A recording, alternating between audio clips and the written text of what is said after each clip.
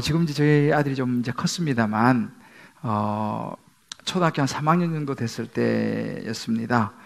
제가 이제 교회 오다가 길에서 이제 만났어요. 건널목에서. 그래서 학교 아마 이제 갔다 오는 모양이던데, 보니까 가방이 굉장히 무거워 보이는 거예요. 그래서 제가 물었습니다. 야, 너는 아직 초등학교 저학년인데 뭐 이렇게 가방에 뭘 많이 그렇게 담고 다니냐? 좀 가볍게 다니지. 이렇게 이야기를 했더니만 제 아들이 그러는 거예요. 아빠, 인생은 원래 무거운 거야. 그래서 어디선가 이제 주워 들었겠죠. 그러면서 그래 맞아. 인생은 이 초딩이한테도 나름대로 무겁게 느껴지는구나. 그 생각을 했던 기억이 있습니다. 사람들에게는 누구나 이렇게 삶의 오지라는 말을 표현했어요. 오지라고 느껴지는 그런 삶의 영역이 있죠. 인생의 어떤 짐이라고도 우리가 표현할 수 있을 것입니다. 보통 오지다 그러면 뭐 어디 정글, 뭐 저기 어떤 사막, 뭐 이런 힘든 그런 지역을 보통 우리가 이제 이야기하는데, 사하라 사막 혹은 또 고비 사막, 이렇게 수백 킬로를 레이싱하는 분들이 있어요. 그래서 아마 여러분 이름 들어보셨지 모르겠는데, 유지성이라고 하는 이 레이싱의 이런 그 사막 레이싱 1호입니다. 아주 유명한 분이신데 엄청난 이 레이스가 있습니다. 이분에게 한 사람이 이런 질문을 했습니다. 선생님에게는 진짜 힘든 오지는 어디인가요? 라고 물었습니다. 그랬더니만 이분이 대답하기를, 저에게 가장 힘든 오지는 도시입니다. 진짜 전 도시가 힘들어요. 오히려 사막인데 가면 편안함을 느낍니다. 그렇게 대답하는 걸 보았습니다. 그렇게 보면 우리에게 있어서 이 오지라는 것은요, 사람마다 다 보는 환경과 견해에 따라서 달라질 수 있다는 것이죠. 이분에게는 도시의 삶이 힘들다는 거예요. 그러니까 누군가에는 오지가 직장일 수도 있습니다. 누군가에는 이 오지가 가정일 수도 있어요. 누군가 이 학생들에게는 오지가 학교일 수도 있습니다. 또 뭐 아이들은, 좀 전에 제가 이제 말씀드린 것처럼 아이들은 아이들 나름대로의 오지가 있는 거예요. 또 굉장히 바쁜 분들은요, 스케줄 이 자체가 오지로 여겨지는 경우도 있습니다. 이렇게 사람들마다 다 인생의 오지, 짐이 있죠. 이 유지정 씨가 그런 얘기를 합니다. 이 사막에서 죽는 사람도 있다는 거예요. 이 레이싱 같은 거 하다 보면은. 근데 왜 그러면 사람이 죽느냐? 이제 이 레이싱이 보면 뭐 짧은 거리가 아니잖아요. 수백 킬로 되니까. 거기서 이제 지친다는 거죠. 이 긴 시간. 우리가 보통 그런 긴 병에 효자 없다. 그런 얘기 하지 않습니까? 어디 뭐 약간 부르짖다 그러면 그 다시 붙는 시간만 조금 기다리면 되지만, 계속적으로 치료를 해야 되고 돌봐야 되는 이런 경우는 굉장히 지친다라는 것입니다. 그래서 이제 이 사막에서도 죽는 사람을 보면 왜 죽는가 보니까 탈진해서 죽더라는 거예요. 그런데 이상한 게, 그러면 탈진해서 목말라서 죽는 사람을 보면 그 사람의 허리춤이나 배낭에 물병에 물이 있더라는 거예요. 그러면 그 물 있으면 물을 마시면 되지. 왜 이렇게 탈진해서 죽습니까? 하니까, 사막은요, 보통 37도에서 45도 기온에 습기가 없는 그런 환경이어서 땀이 이렇게 나잖아요? 땀이 나기가 무섭게 바로 말라버린다는 거예요. 그러다 보니까 자기가 지금 땀을 얼마만큼 흘린지도 못 느낀다는 거죠. 그러다 보면 그걸 느껴야지, 갈 정도만 느껴야지 물을 꺼내서 먹는데 그것도 못 느끼는 사이에 탈진해 버리니까 그래서 사람이 썰어 죽는다는 거죠. 그럼 어떻게 살아남을 수 있습니까? 하니까 시간을 정해놓고 자기가 비록 이 탈진을 못 느끼더라도 요 정도 걸었으면 물을 먹어줘야 한다는 거예요. 때로는 보폭수를 해서 어느 정도 걸음을 걷고는 내가 느끼든 느끼지 않든 물을 먹어주는 것이 살아남을 수 있는 방법이다 라고 하는 이야기를 들었습니다. 여러분, 우리 인생도 그런 것 같아요. 우리가 살아가다 너무 힘들잖아요. 그러면 정말 감각이 없어지는 거죠. 내가 지금 땀을 흘렸는지 금방 말라버리는 것처럼 우리가 적당하게 힘들어야지. 그래도 뭐 좀 그러는데 너무 힘들어버리면 자기가 어느 위치에 서 있는지도 모르고 자기 스스로를 컨트롤을 놓쳐버릴 수 있다라는 것입니다. 그래서 적절하게 인생의 목마름을 물을 마셔줘야 된다는 거죠. 그런데 이 사막에서는요, 그렇게 목마를 때 물을 마셔야지 물 대신에 밥을 먹으면 안 된다는 거예요. 그럼 우리가 자녀들도 마찬가지입니다. 우리 자녀들이 부모의 관심을 바라는데 부모는 자녀에게 선물을 준다는 것이죠. 자녀는 부모의 사랑을 원하는데 돈을 준다는 거죠. 이렇게 되면은 이것은 그 자녀에게 별로 도움이 되지 않는다는 것입니다. 생수가 되지 않는다는 사실이죠. 그러다 보면 쓰러질 수 있다는 것입니다. 이제 우리 인생에는 생수가 너무 필요한데, 그러면 우리에게, 저나 여러분에게 생수는 무엇입니까? 여러분 무엇을 마시면 갈증이 풀렸다, 좀 이제 살만하다라고 느껴지세요? 어떤 분에게는 쇼핑이 생수처럼 여기지는 분이 있을지도 모르겠어요. 쇼핑하면 스트레스 풀리고, 어떤 분들은 운동, 스포츠, 어떤 분은 돈을 많이 벌고, 어떤 분들은 잠을 자고, 여러 가지 이제 각자의 그 생수가 있으리라 생각되는데, 성경에 보면요, 사마리아 우물가의 여인을 예수님이 만나잖아요.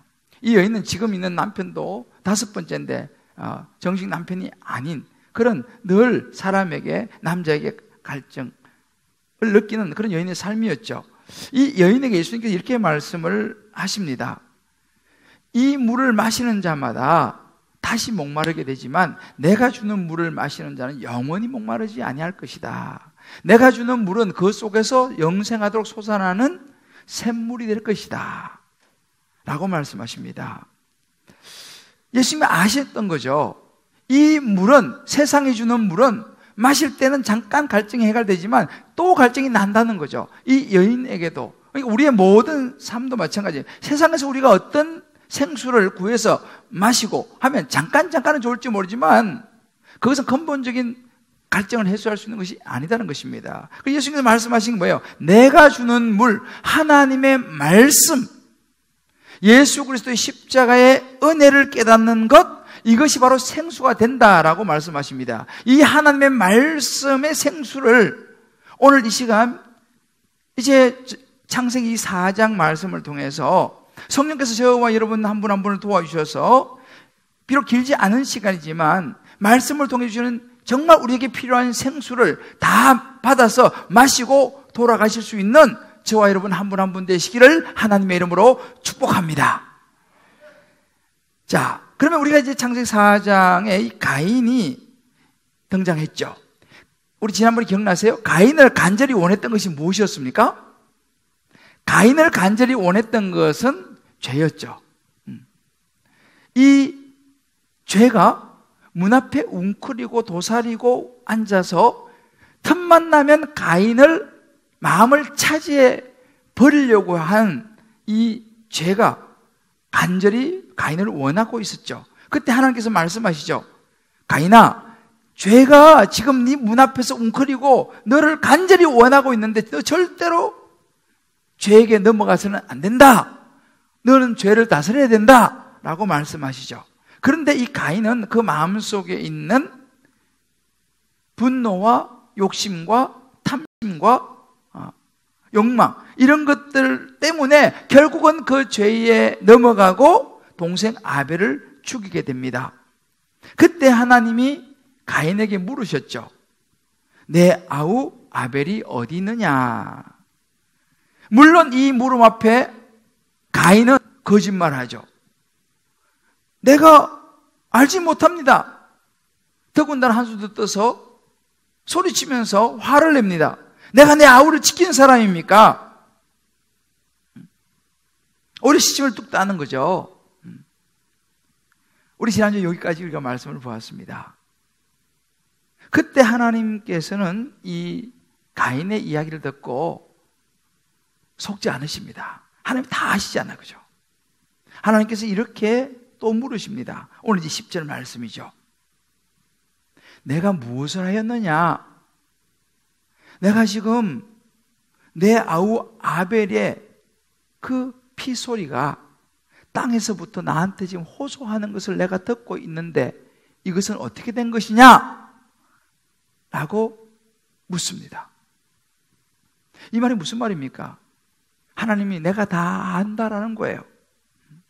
너의 동생에 쏟아진 그 피가 너의 살인을 나에게 알려주고 있다라고 말씀하시는 거죠. 우리는 오늘 가인의 이 사건을 보면서 정말 이 세상을 살아가는 저와 여러분도 중요한 교훈을 얻을 수 있습니다.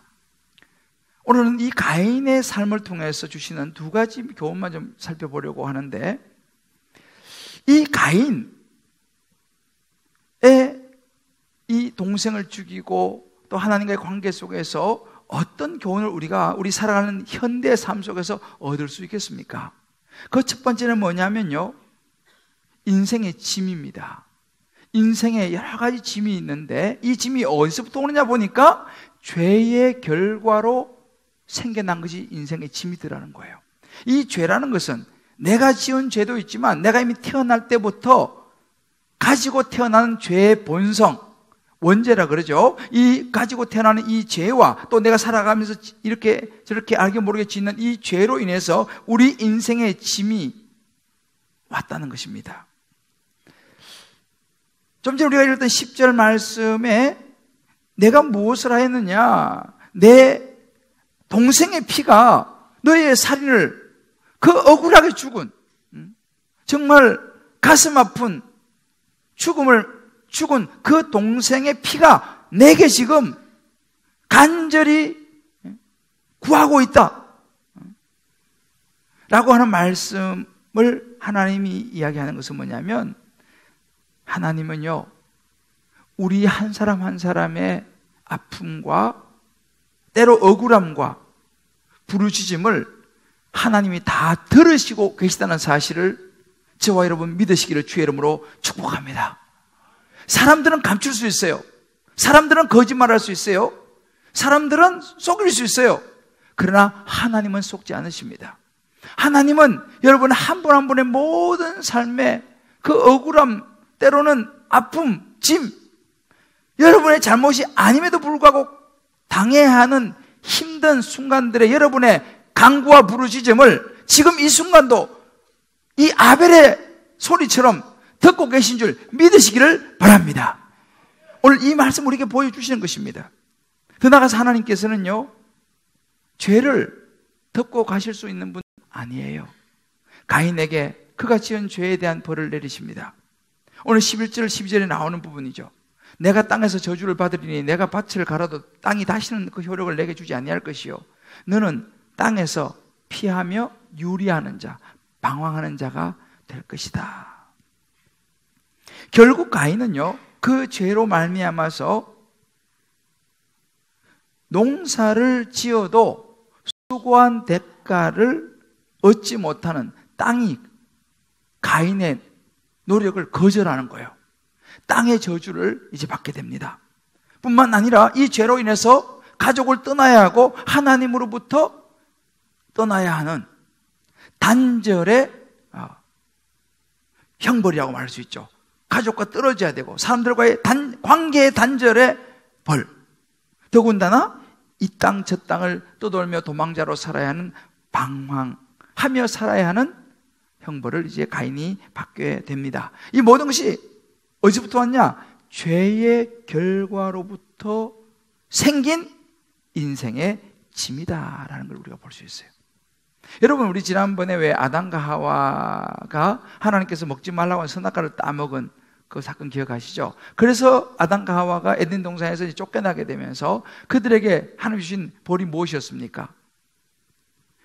여자에게는 아이를 갖는 고통과 아이를 낳는 해산의 고통, 낳아서 기르고 뒷바라지하고 하는 이런 많은 고통과 수고를 여자에게 주셨고, 남자들은 열심히 땀 흘려서 먹여 살려야 되는, 가정을 이렇게 세워야 되고 열심히 땀 흘려. 그 땅은 또 가시와 응언키를 막 내죠. 그런 수고의 삶을 남자들은 살아야 하게 되었습니다. 근데 오늘 가인을 보니까, 가인은요, 그거에다가 가인 또 이렇게 동생을 죽인 이 죄로 인해서 그에게는 어떤 인생의 구체적인 짐들이 왔냐면 도피와 방황, 또 동생을 죽인 죄책감, 또 단절감. 14절에 나옵니다만, 물은 나를 만나는 자마다 나를 죽이겠나이다. 두려움, 사람들이 자기를 죽일 것 같은 두려움. 이런 것이 가인에게 인생의 짐으로 얹어졌습니다. 여러분 가만히 보세요. 지금 가인에게 나타나는 이런 방황, 피하고 싶은 마음들, 죄책감, 단절감, 두려움, 이런 부분들이 우리 인생에서도 나타난다는 이야기입니다. 저와 여러분의 인생에서도 이런 모습들이 나타난다는 거예요. 우리도 살아가다가 이런저런 인생의 일들을 만나면서 때로는 죄를 짓기도 하고, 때로는 거짓말을 하기도 하고, 이렇게 저렇게 이런 상황 속에서 이런 문제들이, 이런 죄의 문제들이 해결되지 않으면요, 인생이 너무 힘들고, 그래서 가끔 죽을 것 같다, 아유 죽겠네, 이런 이야기를 가끔씩 우리가 하지 않습니까? 왜 우리가 죽겠다고 느낍니까? 때로는 돈이 없어 죽겠다, 때로는 우리 자식 때문에 내가 창피해서 못 살겠어, 난 죽겠어, 때로는 배우자 때문에 내가 못 살겠어, 때로는 직장일 때문에, 때로는 사업 때문에, 때로는 건강 때문에, 이런저런 일로 우리 인생이 죽을 것 같다라는 말을 자주 하게 됩니다. 때로 이런 것이 어떻게 나타나냐면요, 사람들이 다 나한테 자꾸 해코지할 것 같은, 어떻게라도 나를 그냥 좀 안 좋게 이용할 것 같은 그런 피해의식이 마음에 스며듭니다. 여러분, 가인의 모습이죠. 가인이 지금 사람들 만나면 자기를 막 다 죽을 것 같다 라고 이야기합니다. 이게 뭐예요? 두려움과 피해의식을 느끼는 거죠. 왜? 자기가 이제 그런 죄를 짓고 나니까. 그러니까 우리 인생이 그래요. 아무리 노력을 해도 안 되는 한계점에 달하면 우리 인생이 참 고달프다고 느껴집니다. 그러면 이제 우리 인생이 막 이 중심이요, 막 요동을 쳐요. 그럼 평안을 잃어버려요. 심지어 돈을 벌어도 있잖아요, 외로워요. 좀 돈 벌어서 살만하고, 뭐 옛날보다는 그래도 형편이 괜찮은데 마음이 공허해요. 때로 슬퍼요. 그래서 뭔가 새로운 걸 찾아요. 그렇지만 그것도 새로운 것도 오래 가지를 못해요. 이게 이제 가인의 모습입니다. 이 가인 지난주에 봤죠? 자기 중심적인 생각에 꽉 사로잡혀 있어요. 하나님 왜 내 거 안 받느냐는 거죠. 하나님 문제가 아니냐는 거죠. 이렇게 이제 가인의 마음, 모습이 자기 중심적이 되면 사람들이 굉장히 예민해집니다. 때로는 이것이 자격지심으로 막 작동을 해요. 그래서 자기한테 마음속에 막 다른 사람은 그러지 않은데 막 열등감을 가지고, 또 한때는 막 거친 공격성으로 나타나기도 하고, 때로는 막 자기를 또 막 이렇게 막 학대하는 그런 모습은 나타나기도 합니다. 그래서 가끔씩 보면요, 그냥 이렇게 우리가 일반적인 이런 이야기를 한마디 했는데 지금 나하고 관계를 끊자는 거죠. 이렇게 막 반응을 보이는 분이 있어요. 그냥 좋게 이야기를 한마디 했는데 지금 나보고 나가 죽으라는 거죠. 뭐 이런 식으로 굉장히 격하게 자격지심으로 반응하는 그런 모습도 우리가 가끔 볼 수 있습니다. 왜 그러냐? 이게 바로 죄의 결과로 생긴 인생의 짐이라는 거예요. 이게 가인의 삶이었습니다. 가만히 보면요, 우리의 삶도 이렇게 저렇게 상황 속에서 가인의 삶을 닮아가는 것을 보게 됩니다. 자, 그러면 우리가 이렇게 이런저런 일들 때문에, 또 자식 때문에 여러 정말 피할 수 없는 인생의 짐, 이 사막과 같은 인생의 이 힘든 고통, 이 인생의 짐을 어떻게 해야 되겠습니까? 이거 오늘 두 번째입니다. 인생 이런 짐들을 우리가 어떻게 해야 될까요? 이 가인 어떻게 합니까? 이 가인은요, 하나님께서 이렇게 벌을 주니까 13절에 이렇게 말합니다. 내 죄벌이 지기가 너무 무겁습니다. 이렇게 말해요. 이 말은 쉽게 말하면 이런 이야기입니다. 하나님, 이거 너무 지나친 거 아니에요? 어떻게 나한테 이런 형벌을 줄 수 있습니까? 그러니까 자기가 여전히 자기의 어떤 그런 그 죄를 뉘우치기는커녕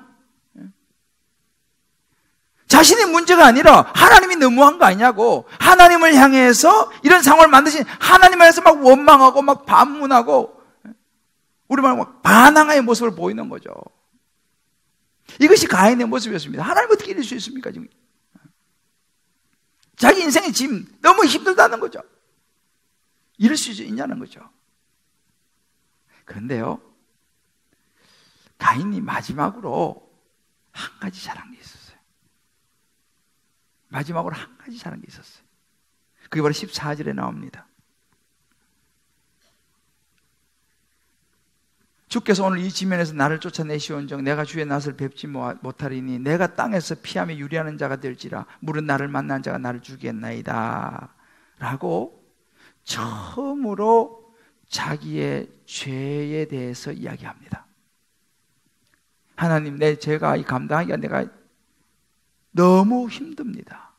하나님이 저를 이 죄로 인해서 쫓아내시면 저는 하나님 이제 보지도 못하고, 그러면 제가 하나님의 보호를 받지도 못하고 땅에서 이리저리 방황하게 되면 저를 만나는 사람이 저를 죽일 것입니다. 그럼 저 어떡합니까? 처음으로 가인이 하나님 앞에 자기 자신의 죄를 고백하면서 솔직하게 자기가 두렵다고 고백을 해요. 하나님, 저 좀 도와주십시오. 하나님, 저 쫓아내면 저에 더 이상 보호해 줄 사람도 없습니다. 보는 사람이 나를 죽이려고 하는데 저 죽을 것 같습니다. 하나님 좀 도와주십시오. 처음으로 이 이야기를 하나님께 합니다. 근데 여러분 가만히 생각해 보세요. 어찌 보면요, 이 가인이 이렇게 이야기하는 게 되게 쏙 보이는 것 같지 않습니까? 저 같으면 뭐라고 얘기했습니까? 아니, 지금 네가 지금 그런 말을 할 때야? 동생을 그렇게 죽여놓고 말이지. 너는 지금 네 목숨을 걱정하고 있니? 어쩌면 이렇게 너 자신밖에 챙길 줄 모르냐? 이 양심에 화이 맞은 나쁜 놈아! 라고 우리라면 이야기하고 싶지 않겠습니까? 양심이 있어야지. 자기 동생 죽여놓고 자기는 지금 살궁리하고 말이지. 두렵다 그러고 도와달라 그러고. 그렇잖아요. 해도 너무한 거 아닙니까 지금 이 가인이?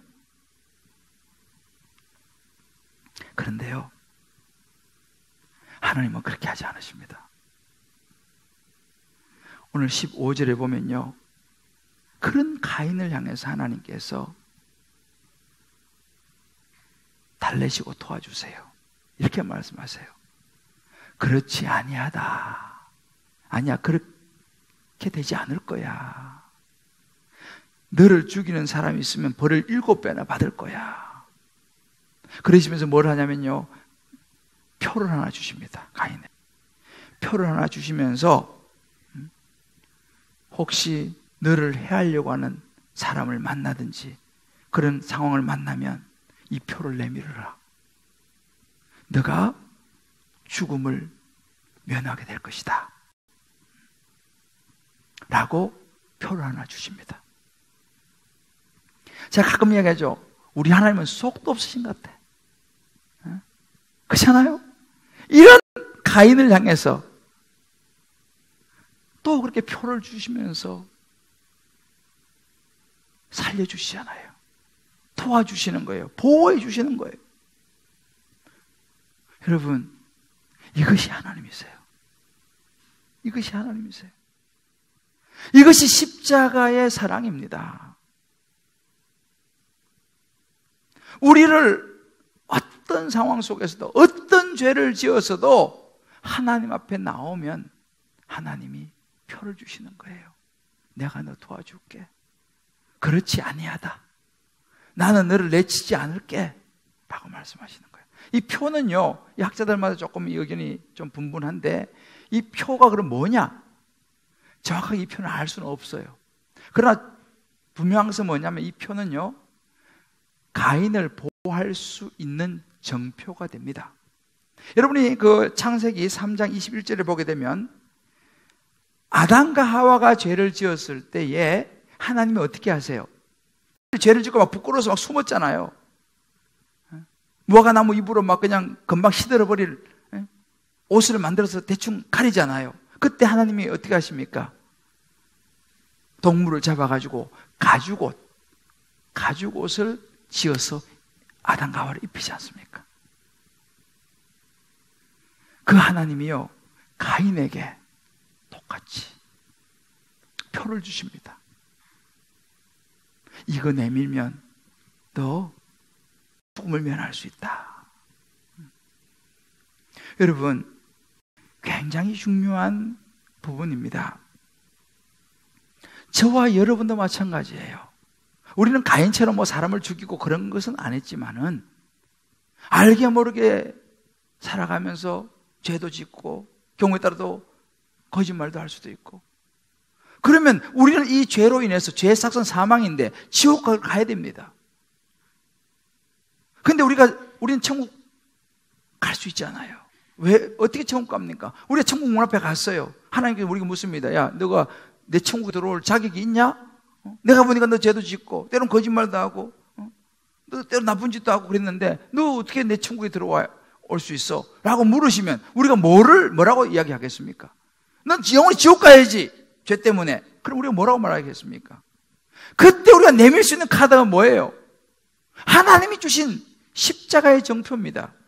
우리의 모든 죄를 짊어지시고 십자가에 죽으시고 부활하신 예수님, 그 예수를 내가 믿기만 하면 하나님의 자녀가 되고 너의 모든 죄를 내가 다 사해주겠다고 약속의 정표를 주신 십자가의 정표가 있는 거예요. 그걸 딱 내밀는 거죠. 하나님, 저는 죄인이어서 영원히 죽음으로 갈 수밖에 없지만 여기 제가 예수님 십자가를 믿고 예수님이 저를 구원해 주신 표가 여기 있으면 제가 예수님 믿었습니다. 믿음의 표입니다. 딱 내면 하나님 딱 보시고, 아, 그러구나, 십자가의 표가 있구나 라고 말씀하시면서 더 이상 묻지도 않고 따지도 않고 우리를 천국에 들어 보내시겠다는 거예요. 할렐루야. 오늘 이 표가 가인에게 주어진 것이고 저와 여러분에게는요, 예수 그리스도의 십자가를 통해서 정표가 예수님을 마음속에 영접한 저와 여러분에게 주어진 줄 믿으시기를 바랍니다. 얼마나 큰 은혜입니까? 예수 믿는 것이 이렇게 큰 은혜니까요. 자, 우리 옆에 분에게 이렇게 한번 얘기했어요. 예수 믿는 것은 이 표를 받는 것입니다. 이 표를 받는 거예요. 예수 믿는 거예요. 가인에게 표를 주듯이 우리에게도 표 주신 거예요. 예수 믿는 거예요. 저는 이 부분을 가만히 묵상하면서 부모의 마음이 생각이 나더라고요. 부모가 어떻습니까? 자식이 아무리 사고를 쳐도 자식은 자식이잖아요. 잠깐은 화가 낼지 모르지만 그래도 자식을 끌어안잖아요. 이게 부모 아니겠습니까? 우리 하나님 아버지의 마음도 똑같아요. 여러분 잘 아시는 누가복음 15장에 보면요, 돌아온 탕자의 비유가 나오죠. 이 둘째 아들이 철이 없고 아주 망나니입니다. 아직은 어리고 때도 안 됐는데 부모한테 막 그냥 자기 재산 달라고, 자기 목 달라고 막 땡깡을 놓습니다. 너는 아직 어리고 지금 너는 그걸 관리할 능력이 안 돼. 그래 달라는 거예요. 얼마나 그냥 땡깡을 치고 그냥 소란을 피우는지. 자식이 부모 없다고 할 수 없이 아버지가 그 둘째 아들의 몫을 떼서 줍니다. 그거 가지고 이 철없는 아들은 좋다고 그냥 타구에 가가지고 그냥 허랑방탕에 다 써버리고 알거지가 되죠. 그리고 굶어 죽을 때가 되니까 할 수 없이 집으로 돌아옵니다. 집으로 돌아온 그 동생을 보고 형은 막 화를 내는 거예요. 막 화를 내는 거예요. 너가 지금 무슨 낯으로 여기 왔냐는 거예요. 여러분, 우리라도 그러지 않겠습니까? 그 아들, 그 철없는 아들, 가장 탕자가 돌아온 네가 무슨 낯으로 집에 들어와 나가! 라고 말하지 않겠습니까?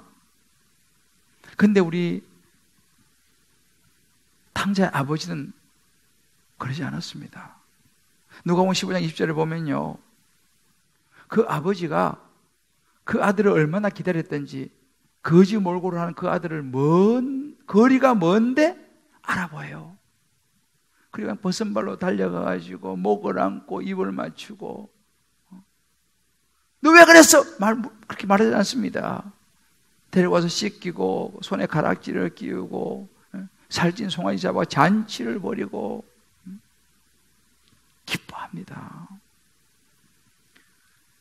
이 아버지의 모습이 바로 우리 하나님 아버지의 모습인 줄 믿으시기를 바랍니다. 이 가인을 향해서 이렇게 은혜 베푸시는 하나님이죠. 저와 여러분을 향해서 이렇게 끊임없이, 사람들은 때로는 막 이렇게 하더라도 끊임없이 은혜 베푸시는 하나님의 사랑과 은혜라는 것입니다. 여기서 중요한 포인트가 뭔지 아세요? 탕자가 죄를 안 진 게 아니에요. 탕자는 아주 죄를 져서 아버지한테 고개도 못 들어요. 그래서 뭐라고 말합니까? 아버지, 저는요 이제 아들이라고 불릴 자격도 없습니다. 그냥 품꾼의 하나로, 그냥 하인 중에 하나로 저를 취급하고 먹고 살게만 해주세요 라고 말하잖아요. 여기 중요한 게 뭐냐면 그가 죄를 안 진 게 아니고 그가 돌아왔다는 게 중요합니다. 아버지 앞에 돌아왔다는 게예요. 체면이고 뭐고 다 그냥 면목이 없지만 그래도 아버지에게 돌아온, 그리고 아버지 내가 이 죄인입니다 라고 솔직하게 말하면서 돌아온, 이것이 키입니다. 돌아온 거예요. 돌아온 거. 우리 보통 자녀들이 그러잖아요. 엄마 몰래 사고 치고 나쁜 짓도 하고 때로는 본의 아니게 죄도 짓고 그러면 혼자 막 수습해 보려고 막 하는 거예요. 수습이 됩니까? 혼자서? 더 일만 커지지. 어떻게 해결할 수 있습니까? 혼자서 뭐 친구 찾아다니고 어렵죠. 해결책은 뭡니까? 엄마한테 오는 거예요. 엄마, 내가 이러다가 내가 사고를 쳤는데 엄마 나 어떡하지? 엄마 나 좀 도와줘요. 엄마 내가 지금 너무 힘이 들어. 엄마 나 정말 죽을같이 힘이 들어요 라고 엄마한테 이야기하는 거예요. 아빠한테 이야기하는 거예요. 그럼 뭐예요? 그러면 해결됩니다. 물론 좀 꾸지람을 들을지 모르겠지만은 내가 그 문제 해결해 줄게. 왜? 부모니까 해결을 해준다는 사실이에요. 솔직하게 힘들다고 말할 때 말이죠, 이게 해결됩니다. 자꾸 감추고 막 어떻게 안 됩니다.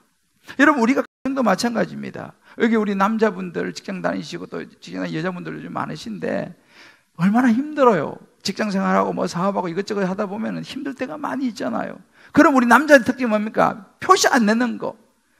물론 가정을 위해서, 가족을 위해서 표시 안 내는 건 참 어찌 보면 좋은 모습이긴 합니다만은, 여러분, 우리 너무 남자분들 너무 혼자 버티지 마세요. 사고를 칠 수도 있죠. 그거 혼자서 자꾸 수습하려고 그러지 마세요. 어렵습니다. 어떻게 해야 됩니까? 부인한테 솔직하게 이야기를 하는 거예요. 내가 본의 아니게 이렇게 사고를 쳤다. 내가 본의 아니게 이렇게 죄를 졌다. 지금 내가 원하는 거 아니지만 이 회사와 이런 일들이 참 어렵게 돼서 내가 지금 실직을 할지도 모르겠다. 솔직하게 이야기를 해야 합니다. 너무너무 내가 지금 힘들다. 나를 기도해달라. 여러분, 이야기를 해야 됩니다. 아내도 마찬가지예요. 아내도 이런저런 힘든 일이 있을 수 있거든요. 근데 이거 혹시라도 남편이 알면 혹시 저럴까 싶어가지고 그냥 숨기고 그냥 혼자 끙끙 앓고, 그러다가 마음이 병들고, 그게 아니라 남편한테 이야기를 하는 거죠. 내가 어떻게 하다 보니 이런 실수를 했다고. 성경은요, 서로의 짐을 나누어 지라 그랬습니다. 부부는요, 감추는 게 아니고요, 짐을 나누어 지는 것이 부부인 줄 믿습니다. 여러분, 이것이 성경적인 원리예요. 짐은요, 나누어지면 한결 가벼워지는 거예요. 우리 아내들도 남편을 알아야 하고 남편이 아내를 알아야 해요. 자식도 있잖아요. 부모를 알아야 되고 부모도 자식을 알아야 됩니다. 여러분, 안 그런 척 해서 안 됩니다. 주님이 말씀하시는 거예요. 너 힘들지? 너 인생에 짐이 있지? 힘들지? 그거 솔직하게 내놔. 힘들다고 말하면 돼. 여러분이 잘 아시는 그 할머니 이야기 있죠? 시골 할머니가 무거운 보따리를 쥐고 시골길을 가는데 보니까 버스 운전사가 너무 복이 안 된 거예요. 근데 할머니는 돈도 없어. 태워주려니까 아유 전 돈도 없어요. 아유 할머니 그냥 타세요. 공짜로 태워줬어. 차가 달리는데 할머니가 막 시골길에 들컹들컹하잖아요. 이 보따리 메고 막 이렇게 저렇게 막 휘청이자는 거예요. 기사 아저씨가 말했어요. 할머니 그러지 마시고요. 그 보따리 내려놓으세요. 아이고 기사 양반 태워주고만 해도 고마운데 이까지 어떻게 내려놔. 우리 신앙이 그렇다니까요. 하나님께서 너의 힘든 짐 내려놔라. 괜찮아. 내가 도와줄게. 아유 하나님 저까지 뭐 자꾸 이러면 하나님 안 그래도 뭐 생각할 것도 많으시고 힘들 텐데 저까지 어떻게 그렇게 해요? 아유 제가 죄 지은 것도 한두 번이죠. 또 어떻게 가서 또 용서해달라고 빈대도 낯짝이지. 여러분 그건 옳은 생각이 아닙니다. 수십 번 죄를 지더라도 하나님은요 괜찮다 가지고 와라 이렇게 말씀하세요.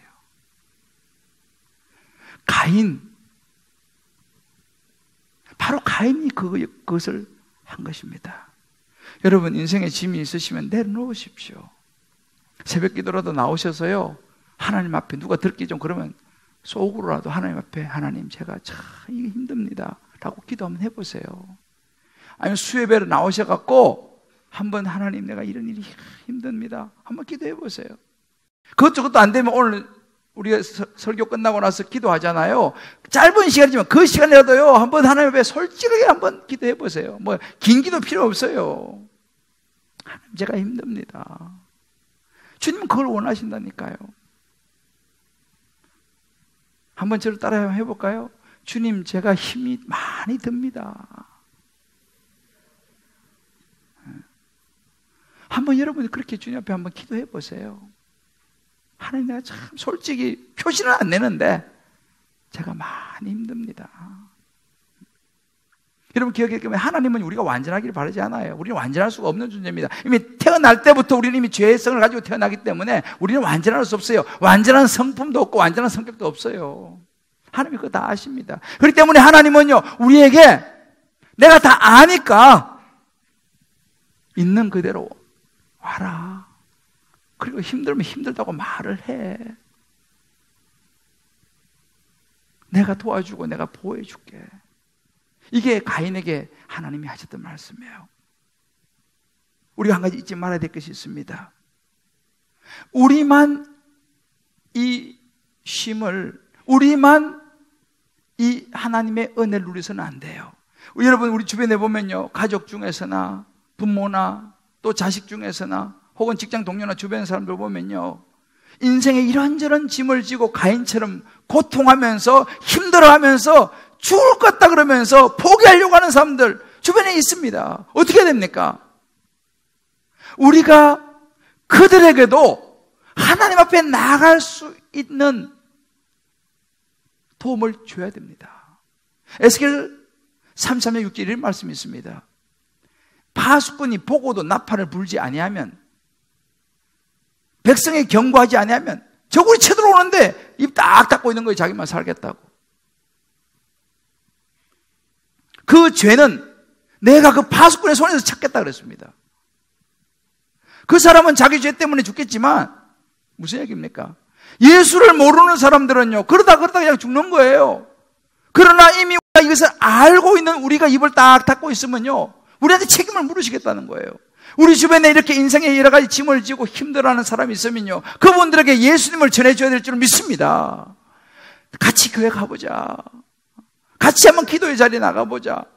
너 얼마나 힘드니? 힘든 거 그거 하나님 앞에 좀 내놔봐. 라고 그들을 권면해서 다락방으로, 교회 예배로, 기도의 자리로 인도할 수 있는 저와 여러분 되시기를 주의 이름으로 축복합니다. 이게 우리가 해야 될 일이에요. 사랑하는 성도 여러분, 인생에 짐이 없는 사람은 없습니다. 다 이런저런 짐이 다 있어요. 그러나 그 짐을 어떻게 처리하느냐, 이것이 관건입니다. 가인을 통해서 하나님 지금 우리에게 가르쳐주십니다. 인생에 이런저런 짐이 있지, 힘든 일이 있고, 때로는 두렵고 조급해지기도 하고 막막하기도 하고, 자식 문제 때문에, 때로는 경제적인 것 때문에, 때로는 건강 문제 때문에, 때로는 부모 때문에,